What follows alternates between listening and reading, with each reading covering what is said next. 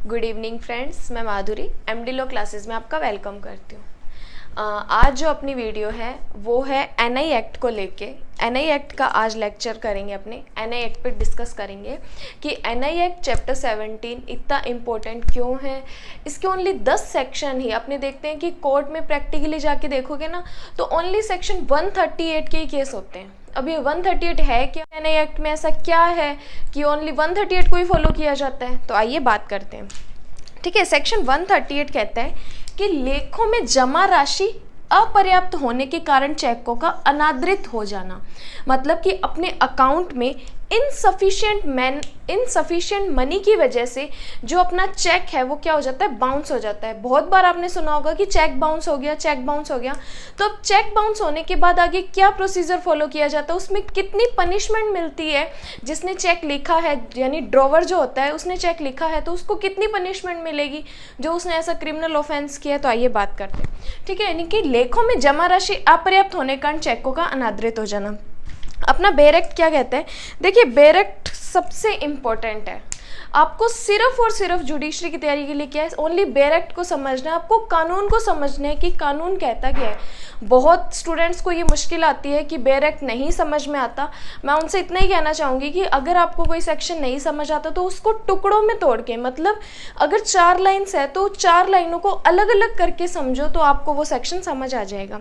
ठीक है, तो 138 एनआई एक्ट कहता है कि जहाँ किसी व्यक्ति द्वारा किसी बैंक में संधारित अपने खाते में से किसी ऋण या अन्य दायित्व से भागतः या पूर्णतः उन्मोचित होने के लिए चेक दिया, मतलब कि किसी पर्सन यानी मेरे द्वारा किसी पर्सन को चेक दिया गया। ठीक है, ये चेक क्यों दिया गया? क्योंकि ये मैंने अपनी लाइबिलिटीज से उन्मोचित डिस्चार्ज होने के लिए उसको चेक दिया, मतलब मुझे उसे पैसे देने थे, मैंने वो पैसे दिए उसको चेक के थ्रू।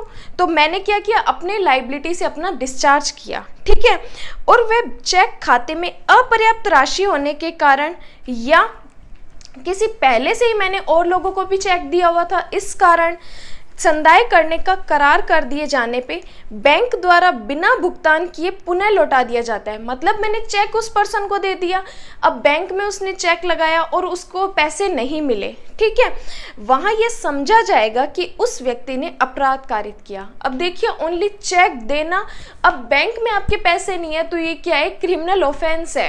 यानी कि चेक देना भी, अब आप ये सोच लीजिए कि किसी को सोच समझ के आप चेक दीजिए। अगर आपके अकाउंट में पैसे हैं तो ये आप चेक दीजिए, अदरवाइज आपके बैंक में पैसे नहीं है और आपने किसी पर्सन को चेक दिया और उसने कहीं लगा दिया तो आपके ऊपर क्रिमिनल लायबिलिटी इंपोज हो सकती है। ठीक है, तो उसे इस अधिनियम के अन्य उपबंधों पर प्रतिकूल प्रभाव डाले बिना उतनी अवधि के कारावास से, जो कि 2 वर्ष तक की हो सकेगी। कितने साल तक की? अगर आपने चेक दिया और चेक बाउंस हो गया तो आपको 2 साल तक की सजा और चेक के दुगने तक का फाइन इंपोज किया जा सकता है। ठीक है, 138 में आप देखते हैं, अपने 138 आपने सेक्शन तो कई बार सुना होगा, बट उसकी पनिशमेंट क्या याद रखनी है, उसमें आपको 2 साल तक की सजा और फाइन कितना देना होगा, चेक के दुगने तक का। ठीक है, अब क्या समझते हैं कि यहीं पे 138 खत्म हो गया? तो नहीं, जो 138 का रियल जो रूल स्टार्ट होता है वो प्रोवाइडेड से स्टार्ट होता है और इसके मेन जो प्रोवाइडेड दिए हुए हैं वो बहुत इंपॉर्टेंट है। ठीक है, आइए बात करते हैं। प्रोवाइडेड कहता है कि इस धारा की कोई बात तब तक लागू नहीं होगी जब तक कि ए, वह चेक जारी होने की तिथि से 3 मास के अंदर और उसके विधि मान्य रहने की अवधि के अंदर जो भी पूर्व में हो बैंक में पेश नहीं कर दिया जाता। मतलब कि चेक आपका क्या हो गया, बाउंस हो गया। अब चेक बाउंस होने से 3 मंथ के अंदर क्या होगा, आपको चेक लगाना होगा, कोर्ट में चेक लगाना होगा। बी क्या कहता है कि चेक के अधीन राशि पाने वाला और सामान्य अनुक्रम में चेक का धारक, मतलब जिसको चेक दिया वो, और क्या, सामान्य अनुक्रम में चेक का धारक यथास्थिति बैंक से चेक के अनादृत होकर लौटने की तिथि से 30 दिन के अंदर चेक के लेखीवाल को शोध्य राशि का संदाय करने के आशय की सूचना नहीं दे देता। मतलब कि जो बैंक जो चेक डिसऑनर हुआ है, जो चेक बाउंस हुआ है, उसमें क्या होगा कि वो जो पर्सन है जिसको आपने चेक दिया वो क्या करेगा, आपको कितने दिन की, 30 दिन के आपको नोटिस देगा। मतलब 3 मंथ में तो आपको चेक पेश करना होगा कोर्ट में। फिर जो सामने वाला पर्सन है उसको 30 दिन के अंदर जिसने चेक लिखा है उसको क्या होगा, नोटिस देना होगा। थर्ड क्या कहता है कि लेखी बल उस सूचना की प्राप्ति के, मेरे को चेक मिला।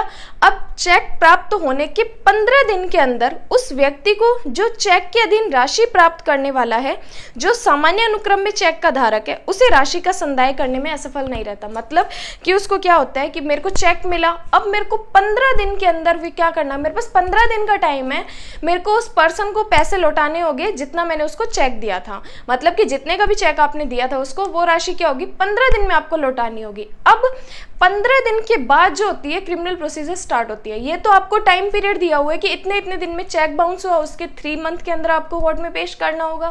3 मंथ में पेश कर दिया, फिर क्या होगा, सामने वाले पर्सन को आपको नोटिस देना होगा 30 दिन के अंदर।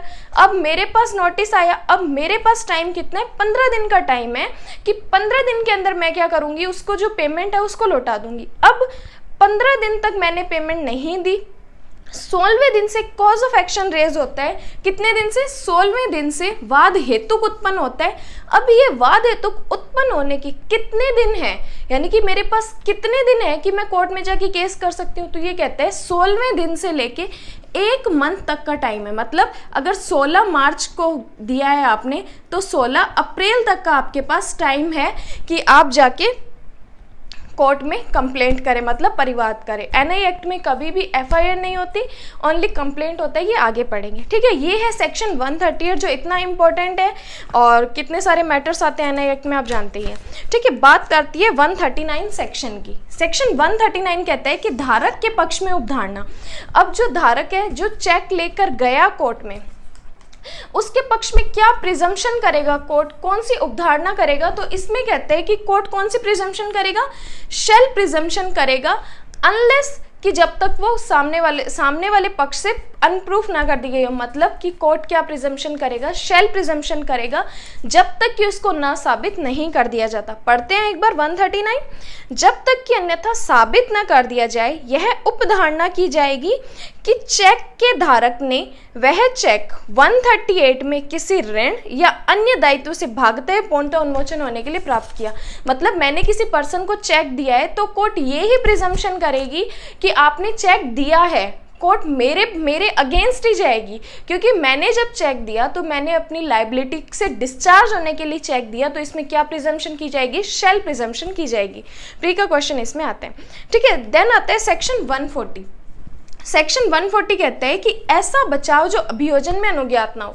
मतलब 138 में ऐसा कौन सा बचाव आप नहीं ले सकते कि जो रीजनेबल नहीं है। मतलब आप ये नहीं कह सकते कोर्ट को कि सर मुझे पता ही नहीं था कि मेरे अकाउंट में पैसे ही नहीं है, नहीं। तो कोर्ट कहता है कि नहीं, आप ऐसा बचाव, ऐसा डिफेंस आप पेश नहीं कर सकते, क्योंकि अगर आपने किसी को चेक दिया है तो आपने अपनी लाइबिलिटी से डिस्चार्ज या उन्मोचित होने के लिए चेक दिया, ठीक है। 138 में चेक बाउंस हुआ, 139 में आए अपने कोर्ट ने प्रिजम्पशन की, 140 में क्या किया कोर्ट ने क्या, ऐसा डिफेंस आप नहीं लेंगे कि आपको नहीं पता था कि आपके बैंक में पैसे ही नहीं है।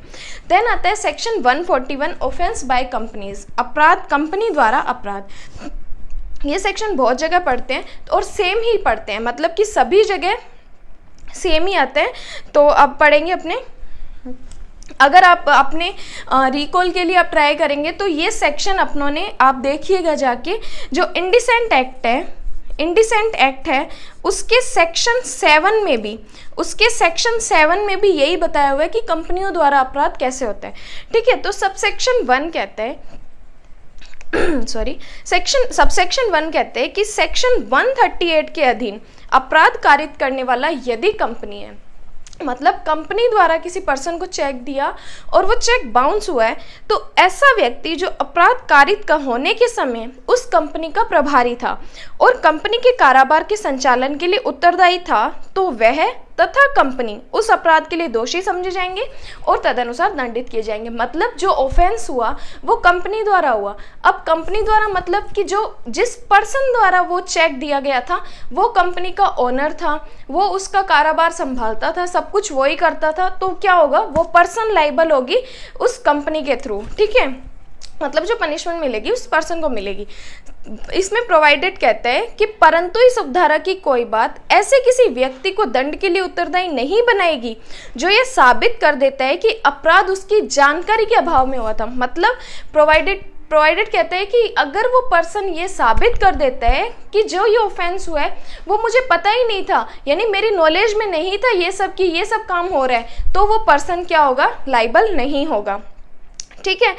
बट इसका सेकंड प्रोवाइडेड कहता है कि फर्दर प्रोवाइडेड कि जब एक व्यक्ति कंपनी के निदेशक के रूप में, मतलब एक डायरेक्टर के रूप में केंद्र सरकार या राज्य सरकार या वित्तीय निगम के द्वारा कोई अधिकार, पद अथवा नियोजन के आधार पर नामांकित है, मतलब कि कोई पर्सन जो है गवर्नमेंट द्वारा, स्टेट गवर्नमेंट द्वारा, सेंट्रल गवर्नमेंट द्वारा अपॉइंट किया हुआ है वहाँ पे, और वो पर्सन वहाँ पे काम कर रहे हैं, तो उस कंडीशन में वो पर्सन वहाँ पर लाइबल नहीं होगा। वहाँ पे कौन लाइबल होगी, गवर्नमेंट लाइबल होगी। ठीक है।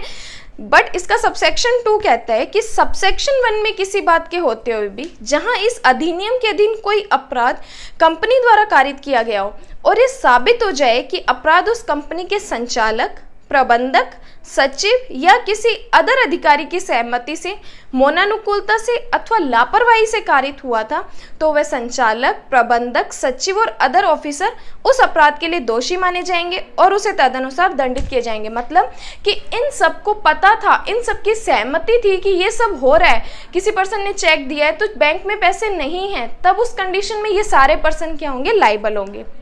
ये सेक्शन 141 आप जाके इंडिसेंट एक्ट में देखेंगे तो ये भी सेम ही वहाँ पे ऐसा ही दिया हुआ है। ठीक है। देन आता है सेक्शन 142, ये इंपॉर्टेंट है। इस एक्ट में सेक्शन 138 और 142 बहुत ज़्यादा इंपॉर्टेंट है, तो आप इनको स्टार कर सकते हैं। सेक्शन 142 कहता है अपराधों का प्रसंज्ञान, मतलब कॉग्निजेंस ऑफ ऑफेंस। इस अपराधों के बारे में कैसे कॉग्निजेंस लिया जाएगा, कौन कॉग्निजेंस लेगा, तो इस बारे में बात करते हैं। आगे बढ़ते हैं कि सीआरपीसी में किसी बात के होते हुए भी ये कहता है कि 138 के अधीन किसी अपराध के लिए कोई भी कोर्ट कॉग्निजेंस कैसे लेगा, तो ये कहता है रिटन में, कंप्लेंट में लेगा, मतलब लिखित परिवाद पर कॉग्निजेंस लेगा, ओरल पर नहीं लेगा। बी कहता है कि ऐसा परिवाद सेक्शन 138 के प्रोवाइडेड क्लोज सी के अधीन वाद हेतु उत्पन्न होने की तिथि से 1 माह के अंदर पेश कर दिया जाना चाहिए। देखिए जो मैंने आपको ये चीज बताई ना कि 16वें दिन से कब तक आप कर सकते हैं, तो ये बात यहाँ पे लिखी हुई है 142 में, नोट कर लीजिए कि 1 मंथ के अंदर क्या होगा, पेश करना होगा। ठीक है। बट प्रोवाइडेड कहता है कि अगर उस पर्सन के पास सफिशिएंट रीजन था कि मैं 1 मंथ में इस कारण से, मतलब मेरे घर में डेथ हो गई थी या मैं यहाँ पर नहीं था, सफिशिएंट रीजन दे देता है, तो कोर्ट क्या करेगी, टाइम एक्सटेंड कर सकती है। ठीक है। सी कहता है कि महानगर मजिस्ट्रेट और फर्स्ट क्लास मजिस्ट्रेट से निम्न पंक्ति के कोर्ट द्वारा 138 के अधीन किसी अपराध का विचार नहीं किया जाएगा। अब इससे क्या क्लियर होता है, प्री का क्वेश्चन है कि 138 में कौन ट्रायल कर सकता है और कौन इंक्वायरी कर सकते हैं, तो या तो फर्स्ट क्लास मजिस्ट्रेट करेगा, अगर मेट्रोपॉलिटन एरिया है तो महानगर मजिस्ट्रेट करेगा। ठीक है। प्री का क्वेश्चन है, आप नोट कर लीजिए। सबसेक्शन 2 कहता है कि सेक्शन 138 के अधीन अपराध केवल उस कोर्ट के अंदर किया जाएगा, उस कोर्ट में ट्रायल किया जाएगा जब 2 बातें करता है ये, या तो जिसने चेक दिया है, चेक देने वाले का अकाउंट है या चेक लेने वाले का अकाउंट है। ठीक है। मतलब कि उस कोर्ट में अपन ट्रायल करेंगे, उस कोर्ट द्वारा इंक्वायरी की जाएगी, या तो चेक देने वाले का अकाउंट है उस ज्यूरिसडिक्शन के कोर्ट में करेंगे, या चेक लेने वाले का जहां पर अकाउंट है उस ज्यूरिसडिक्शन के कोर्ट में करेंगे। ये कहता है सबसेक्शन 2। देन बात आती है 142A की। क्या कहता है, लंबित मामलों के अंतरण का वैधीकरण, मतलब जो पेंडिंग सूट्स चल रहे हैं उनका वैलिडेशन कैसे करेंगे, तो ये इंपॉर्टेंट नहीं है बट इसको पढ़ेंगे। मैं आपको इसकी शॉर्ट फॉर्म भी बताऊंगी क्योंकि ये पढ़ने से नहीं समझ आते, तो जो मैं बोलूंगी आप अपने बेयर एक्ट में साइड में नोट कर लीजिए कि 142 का सबसेक्शन 1 ये कहता है, 2 ये कहता है, 3 ये कहता है। ठीक है, पढ़ेंगे पर अपने। सबसेक्शन 1 कहते हैं कि सीआरपीसी में अथवा किसी निर्णय, डिक्री, आदेश अथवा किसी भी कोर्ट का निर्देश में कुछ भी अंतर्निहित होते हुए भी सेक्शन 142 सबसेक्शन 2 पढ़ा अपनों ने कि कोर्ट कौन सा कोर्ट ट्रायल करेगा, जहाँ चेक देने वाले का अकाउंट है, लेने वाले का अकाउंट है। 142 सबसेक्शन 2 जैसा कि एनआई एक्ट के द्वारा संशोधित किया गया है के अंतर्गत क्षेत्राधिकार रखने वाले सभी मामले इस अधिनियम के अंतर्गत स्थानांतरित किए गए समझे जाएंगे। मानव व उपधारा सभी तात्विक समय पर प्रवृत्त होती है। मतलब कि बाकी अगर इसमें कोई मैटर है, एक से अधिक मैटर है, तो 142A कहता है कि अधिकारिता रखने वाले कोर्ट में मामले का ट्रांसफर करना। अब ये नोट कर लीजिए, यहाँ पे लिख लीजिए कि सबसेक्शन 1 ये कहता है कि 142 सबसेक्शन 2 के अधीन जुरिस्डिक्शन रखने वाले कोर्ट के अंदर ही सारे मैटर वहीं ट्रांसफर किए जाएंगे। सबसेक्शन 2 कहता है कि सेक्शन 142 सबसेक्शन 2 और सबसेक्शन 1 में कुछ भी होते हुए जहां पाने वाले अथवा जहां जैसा हो ने 142 सबसेक्शन 2 के अंतर्गत क्षेत्राधिकार रखने वाले कोर्ट के अंतर्गत चेक के लेखीवाल के विरुद्ध पेश किया गया परिवाद अथवा उस कोर्ट में सबसेक्शन 1 के अंतर्गत स्थानांतरित मामला और न्यायालय में लंबित परिवाद उस लेखीवाल के विरुद्ध सभी पश्चातवर्ती सेक्शन 138 के अधीन परिवाद इस बात पर विचार किए बिना, चाहे वो चेक उस न्यायालय की स्थानीय क्षेत्राधिकार में संग्रहण के लिए परिदत्त किया गया था या भुगतान के लिए प्रस्तुत किया था, उसी न्यायालय के समक्ष पेश किए जाएंगे। मतलब ये कहता है कि एक बार कंप्लेंट जिस कोर्ट में कर दी उस मैटर को लेके, तो सब्सिक्वेंट जो पश्चातवर्ती कंप्लेंट भी होगी वो भी उसी कोर्ट में क्या करनी होगी, अपनों को दाखिल करनी होगी, वहीं पर लाके रखनी होगी। सबसेक्शन 3 कहता है कि एनआई एक्ट के प्रारंभ की दिनांक पर एक से अधिक अभियोजन होने वाले सम्यक अनुक्रम में धारक जैसा भी मामला हो के द्वारा चेक के एक ही लेखीवाल के विरुद्ध फाइल किया हुआ मामला विभिन्न न्यायालयों के समक्ष लंबित है, तो क्या करेंगे, वो सारे मैटर क्या करेंगे जहाँ पे फर्स्ट परिवाद हुआ है वहां पर लाके अपने वो सारे जो सब्सिक्वेंटली अपने जो केस है वो फर्स्ट वाले कोर्ट में लाके रख देंगे। ठीक है, ये कहता है 142A। देन आते हैं 143 कहते हैं प्रकरणों का संक्षिप्त विचारण करने वाले न्यायालय की शक्ति। अब ये कोर्ट क्या करेगा, समरी ट्रायल भी फॉलो कर सकता है। इस सेक्शन का मतलब है कि ये कोर्ट क्या करेगा, समरी ट्रायल को फॉलो कर सकता है। सबसेक्शन 1 कहता है कि सीआरपीसी में किसी बात के होते हुए इस चैप्टर के अंतर्गत सभी अपराधों का विचारण न्यायिक मजिस्ट्रेट प्रथम वर्ग या मेट्रोपॉलिटन द्वारा किया जाएगा। ये अपनों ने पढ़ा था 142 सबसेक्शन 1 में पढ़ा था कि कौन ट्रायल करेगा, एफजीएम करेगा या एमएम करेगा। ठीक है, और जहां तक हो सके क्या करेगा, समरी ट्रायल को फॉलो करेंगे। अब समरी ट्रायल अपनों ने पढ़ी है, कहाँ पे पढ़ी है, सीआरपीसी के चैप्टर 21 में पढ़ी है और सेक्शन 262 से पढ़ी है, अपने 260 से 265 में पढ़ी है, तो वहां पे क्या करेंगे, समरी ट्रायल को फॉलो किया जाएगा। बट इस धारा के अधीन संक्षिप्त विचारण में मजिस्ट्रेट के लिए विधिक होगा कि किसी दोष सिद्धि के प्रकरण में 1 साल की अवधि से अधिक नहीं और कारावास एवं जुर्माने की राशि जो 5,000 रुपए तक को दंडादेश पारित नहीं करे। मतलब अब क्या कह दिया, अब कोर्ट को क्या रूल्स यानी कि क्या रूल्स उनके लिए बनाए गए, पहली बात तो फर्स्ट क्लास मजिस्ट्रेट और एमएम ही करेगा ये ट्रायल। ठीक है, उसके बाद कह दिया कि समरी ट्रायल को फॉलो करेंगे। उसके बाद ये कह दिया कि वो कोर्ट कितनी पनिशमेंट दे सकते हैं, 1 साल तक की पनिशमेंट दे सकते हैं और 5,000 रुपए तक का जुर्माना दे सकते हैं। ठीक है, फिर कहते हैं कि प्रोवाइडेड कहते हैं कि अगर कोर्ट को लगता है कि इससे अधिक सजा देनी है, इससे अधिक फाइन देना है, तो कोर्ट क्या करेगी, अपने रीजंस लिखेगी कि इस कारण से उस पर्सन के ऊपर इतनी ज़्यादा सजा दी जा रही है और इतना फाइन जो इम्पोज किया जा रहा है। सबसेक्शन 2 कहते हैं कि जो हियरिंग होगी वो डे बाय डे होगी, मतलब दिन प्रतिदिन क्या होगी, क्योंकि समरी ट्रायल करना है, समरी ट्रायल का डिस्पोजल जल्दी करना होता है, आगे पढ़ेंगे कि डिस्पोजल कितने दिन में करना है, बट ये कहता है कि डे बाय डे उनकी हियरिंग की जाएगी। सबसेक्शन 3 कहते हैं कि इस धारा के अंतर्गत प्रत्येक विचारण यथासंभव शीघ्र नियमित होगा और परिवाद प्रस्तुत करने की तिथि से 6th मंथ के अंदर विचारण का निष्कर्ष करने के लिए प्रयास किया जाएगा। अब देखिए डिस्पोजल कितने दिन में करना है, 6th मंथ के अंतर्गत कितना करना है, डिस्पोजल करना है। ये इंपॉर्टेंट है, प्री का क्वेश्चन है, नोट कर लीजिए। सबसेक्शन 3 कहते हैं कि डिस्पोजल कितने दिन में करना है, अपनों को 6th मंथ के अंदर डिस्पोजल करना है।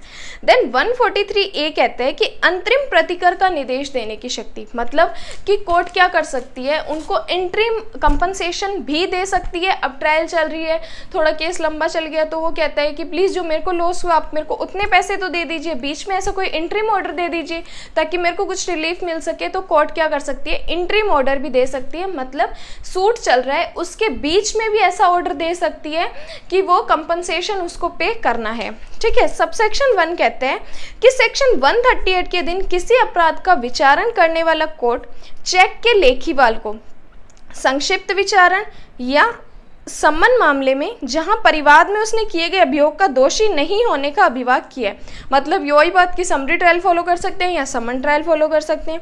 बी कहता है अदर किसी मैटर में आरोप विरचित किए जाने पर परिवादी को अंतरिम प्रतिकार का संदाय करने का आदेश दे सकते हैं। समरी ट्रायल करेंगे, समन ट्रायल करेंगे, और कोर्ट क्या कर सकती है, इंटरिम कंपनसेशन भी दे सकती है। सबसेक्शन 2 कहता है कि सबसेक्शन 1 के अधीन अंतरिम प्रतिकर चेक की रकम से 20% से अधिक नहीं होगा। मतलब कोर्ट इंटरिम ऑर्डर तो दे सकती है, बट कितना दे सकती है। अब चेक ओनली 10,000 का है, तो अब कोर्ट ऐसा तो नहीं है कि 8,000 रुपये इंटरिम ऑर्डर देगी, तो ये कहते हैं नहीं, कितना होगा, जो चेक की रकम है उससे 20% होगा। मतलब अगर 10,000 रुपये का चेक है तो 2,000 रुपये तक उसको इंटरिम ऑर्डर दिया जा सकता है। ठीक है। सबसेक्शन 3 कहते हैं कि अंतरिम प्रतिकर का सबसेक्शन 1 के अधीन जारी आदेश की तारीख से 60 दिन के भीतर या चेक लेखीवाल द्वारा पर्याप्त कारण दर्शित किए जाने पर 30 दिन से अनधिक की ऐसी अवधि के भीतर जिसका न्यायालय द्वारा निर्देश किया जाए संदाय करना होगा। अब जो ड्रॉवर है उसको कितने दिन के अंदर इंटरिम ऑर्डर देना होगा, तो कोर्ट कहता है कि 60 डेज के अंदर क्या करेगा, उसको इंटरिम ऑर्डर का जो कंपनसेशन है, राशि है, 60 दिन के अंदर देना पड़ेगा। अगर 60 दिन में वो नहीं दे देता तो 30 दिन के अंदर एक्स्ट्रा और 30 दिन के अंदर देना पड़ेगा। अब ये 60 और 30 क्या इस एक साथ है, नहीं, तो 60 दिन अलग है। 60 दिन के अंदर नहीं दिया तो 30 दिन के अंदर देना पड़ेगा, मतलब टोटल 90 डेज में देना पड़ेगा। सबसेक्शन 4 कहते हैं कि यदि चेक के लेखीवाल को दोष मुक्त कर दिया जाता है, मतलब कि जो मैंने चेक दिया था उसको दोष मुक्त कर दिया जाता है, एक्विटल कर दिया जाता है, तो कोर्ट परिवादी को प्रतिकर की अंतरिम रकम, जो कंप्लेनेंट है, प्रतिकर की अंतरिम रकम लेखीवाल को आदेश की तारीख से 60 दिन के भीतर और परिवादी द्वारा पर्याप्त कारण दर्शित किए जाने पर 30 दिन से अनधिक की ऐसी अवधि के भीतर जिसका न्यायालय द्वारा निर्देश दिया जाए सुसंगत वित्तीय वर्ष के प्रारंभ पर बैंक दर से ब्याज सहित प्रतिसंधाय करने का निर्देश देगा। अब देखिए कोर्ट ने कि जिस पर्सन ने चेक लगाया था उससे क्या किया, इंटरिम ऑर्डर लेके, इंटरिम ऑर्डर की राशि लेके सामने वाले को ड्रॉवी को दे दी। अब बट क्या कहता है कि जो ड्रॉवर है, मैं थी, वो केस जीत जाती हूँ क्योंकि मैंने रीजंस अच्छे दे दिए, तो मैं केस जीत गई। अब कोर्ट क्या करेगी, उस पर्सन को तो 20% दे दिया इंटरिम ऑर्डर, तो कोर्ट क्या करेगी, उस पर्सन को जो ड्रॉवी है उसको भी क्या देगी कि वो रकम वापस लौटाने के लिए ऑर्डर देगी।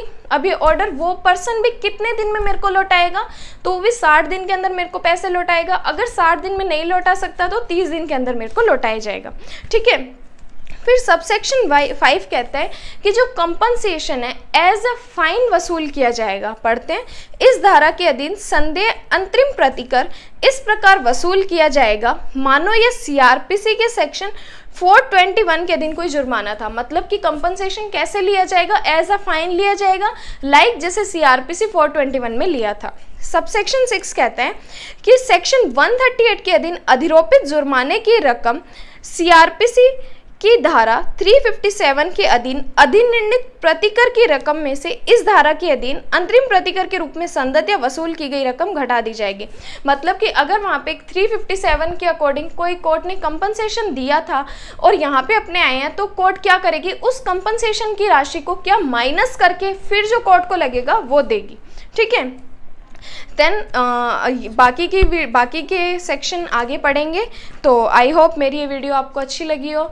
इसका नेक्स्ट पार्ट जल्दी आएगा, तो अगर आपको मेरी वीडियो अच्छी लगी है जल्दी से मेरे चैनल को लाइक कर दीजिए और मेरे चैनल को सब्सक्राइब कर दीजिए। Thank you so much.